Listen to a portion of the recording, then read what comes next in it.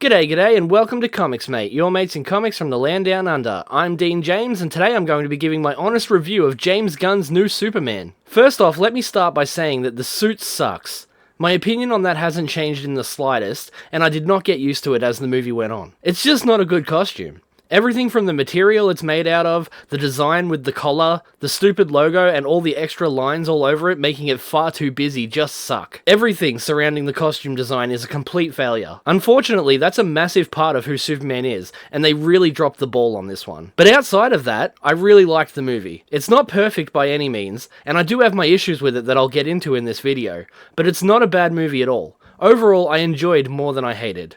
So let's get into it. The movie opens with a few short sentences on the screen explaining that Superman has been around for 3 years, and that 3 minutes ago he lost his first fight with a character called the Hammer of Baravia, which leads into that scene from the original trailers where Superman crashes to the ground in the ice and calls for Krypto to take him home. As I said back then, this is not a great way to introduce the audience to this new Superman. Showing him bloody and beaten is not the hopeful Superman we all know and love, and certainly doesn't give us the introduction to this version of the character that David Corenswet deserves. Because he is genuinely great as both Superman and Clark Kent. He looks like Superman, he acts like Superman, he even sounds like Superman. I can't compliment his performance enough. It's just a shame that he has to wear that god-awful suit and doesn't have a lot to work with regarding James Gunn's script. So back to the script.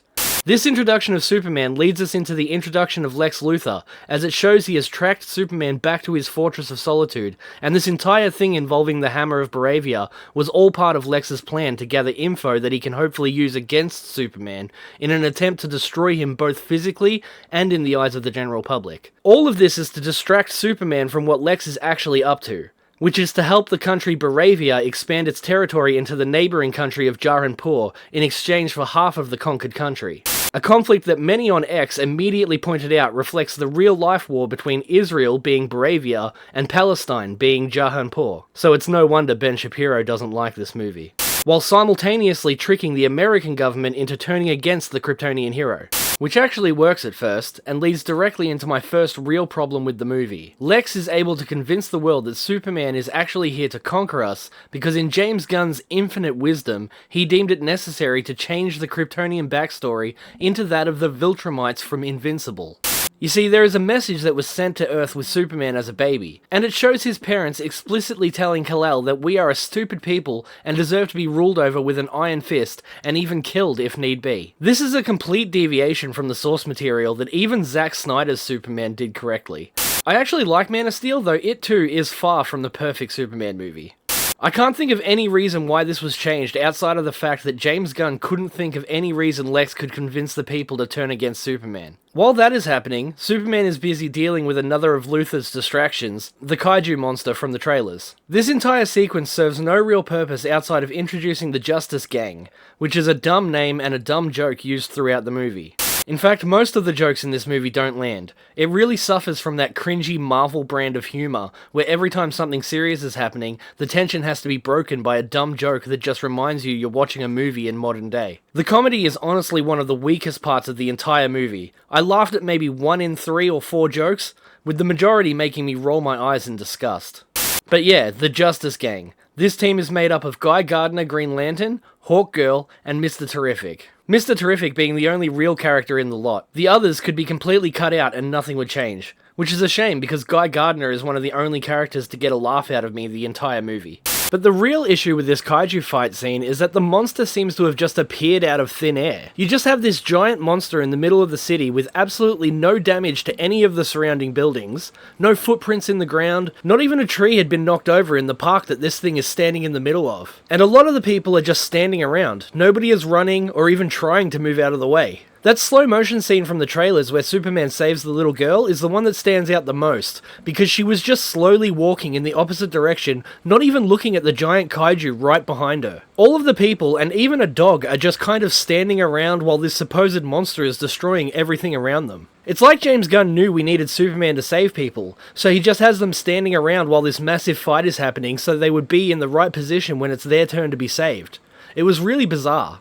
Anyway, after Superman gives himself up, the government hand him over to Luthor, who imprisons him in his pocket universe prison. Yes, you heard that right, a pocket universe prison, which is exactly the kind of comic book ridiculousness that I actually love. This is where he meets Metamorpho, the Element Man, who looks like he's been ripped right out of the comics. Unfortunately, this is yet another example of a character who is just here for the rest of the movie, and doesn't really get a lot to do. He is here as a sort of guard, because his powers allow him to morph into kryptonite, which everyone knows can drain all of Superman's powers, or even kill him if he's exposed to it long enough.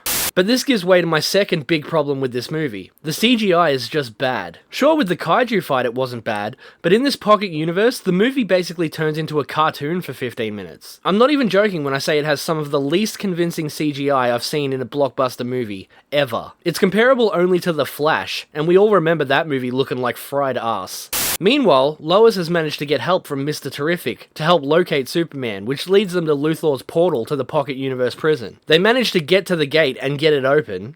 It was super easy, barely an inconvenience. To help Superman, Metamorpho, his weird baby, don't ask, and Krypto escape this terrible CGI hell. After regaining his strength on the Kent farm, with his surprisingly hick parents, Superman is immediately called back to the city by Mr. Terrific, because Luthor has opened his portal and is deliberately letting it expand across the city, destroying everything in its path. This is the climax of the movie, where Lex is simultaneously attacking Metropolis and Jaranpur, knowing Superman can't be in two places at once. Superman obviously chooses to protect Metropolis, so we get some good shots of him rescuing people, stopping buildings from collapsing, you know, the whole superhero thing.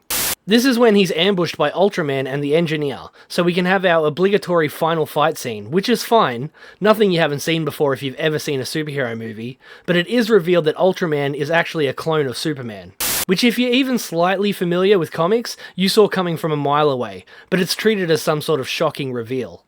Superman defeats them both, everybody cheers, the Justice Gang stops the war, and the movie ends with Clark and Lois sharing a kiss before he flies off into the sky. Okay, so I know this review has been all over the place, but that's because this movie is all over the place. It's both great and terrible, with James Gunn somehow being the best and worst choice for a Superman movie. It has a lot of problems. The CGI, too many characters that are really getting lost in the shuffle, a lot of them being here for little more than to let James Gunn say they're in the movie. Terrible comedy. This movie's biggest weakness is its comedy. But it also has a lot of great stuff, like Superman himself, the action sequences, Nathan Fillion as Guy Gardner, Mr. Terrific, and Rachel Brosnahan's Lois Lane's chemistry with Superman, for the only two scenes that they actually share in the movie. Oh, and Krypto, the dog's here too, but he's mostly used for comedic relief. Some people will love him, others will hate him, I'm not bothered by him one way or the other. So the real question is, do I recommend this movie? That's a hard question, because it really depends on who I'm recommending it to. If you're a fan of James Gunn's other movies, then I would say yes, you'll definitely like this movie. But if you're not a fan of James Gunn's usual quirky humour and quippy one-liners, then this movie will not change your mind about him. Overall, I give it a 6 or a 7 out of 10. It loses a lot of points for everything I mentioned in this review, but overall it's still better than anything Marvel has put out lately. But that's all I have for you today. Have you seen James Gunn's Superman? If so, did you like it? And if you haven't seen it, will you be going to see it soon? Or are you just going to wait for it to come out on streaming platforms? Let me know down in the comments. And as always, I'm Dean James, your mate in comics from the land down under, and I'll see you guys again tomorrow.